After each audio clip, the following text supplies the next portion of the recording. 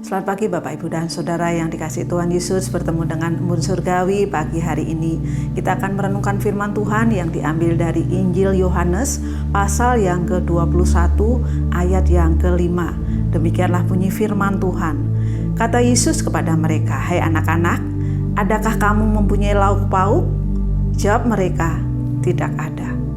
Bapak Ibu dan Saudara, ketika Tuhan Yesus menyapa murid-muridnya di Danau Galilea pada waktu itu, ketika murid-muridnya kembali menjadi nelayan untuk mencari ikan pada waktu itu, mereka nggak tahu ya siapa yang bertanya seperti itu. Ya, kita dapat bayangkan ketika murid-murid Tuhan Yesus mengalami kegoncangan karena Tuhan Yesus wafat dan akhirnya Tuhan Yesus bangkit. Dan ketika Tuhan Yesus menampakkan diri kepada mereka, Tuhan Yesus bertanya pada waktu itu kepada murid-muridnya. Di situ dikatakan bahwa mereka sedang berkumpul ya.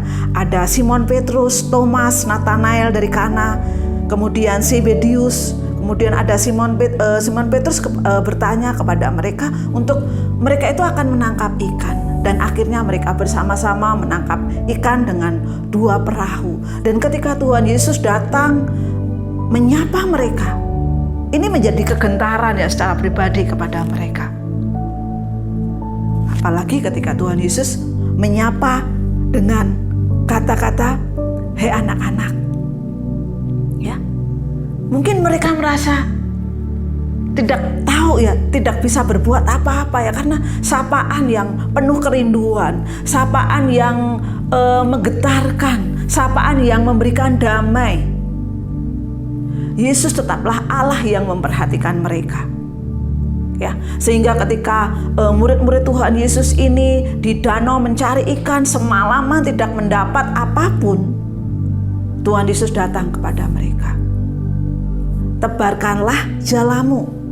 Ya, dikatakan ketika itu mereka langsung menebarkan jala yang pindah haluan ya, karena malaman mereka nggak dapat, mereka menebarkan jala, kemudian mereka mendapat ikan yang sangat banyak.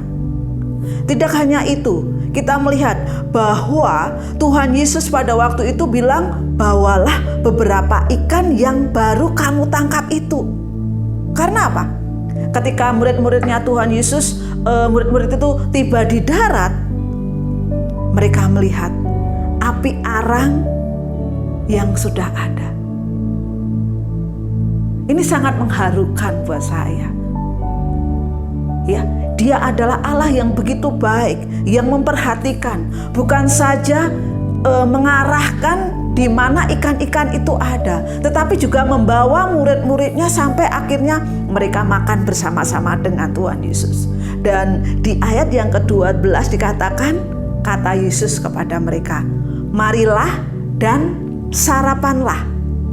Tidak ada di antara murid-murid itu yang berani bertanya kepadanya, "Siapakah engkau?" Sebab mereka tahu Ia adalah Tuhan. Bapak, Ibu, dan Saudara yang dikasihi Tuhan Yesus.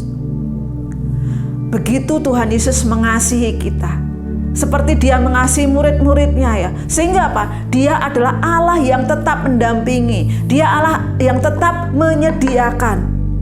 Ya, walaupun pada waktu itu pernah seketika mereka merasa sangat kehilangan. Bahkan Petrus menyangkal Tuhan Yesus 3 kali ya sebelum Tuhan Yesus disalib. Tetapi di sini kita melihat bagaimana seorang Petrus yang pada waktu itu terpuruk dan melihat Tuhan Yesus di danau itu, dengan cepat-cepat dia bangkit, dia memakai baju untuk apa? Untuk menjumpai Tuhan Yesus.